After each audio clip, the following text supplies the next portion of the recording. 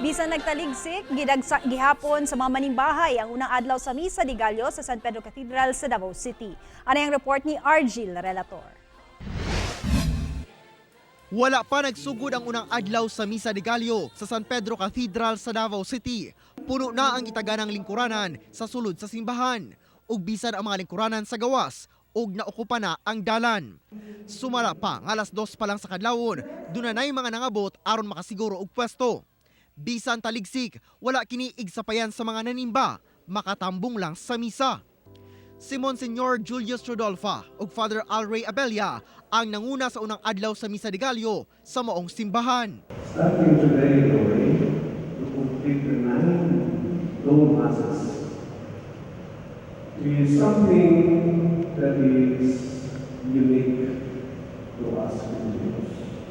Usa sa mga nitambong ang 79 years old nga si Lola Bernardita. Kuan, baskogon ka nung atong lawas, panalipdan ta sa Ginoo, tabangan pamilya.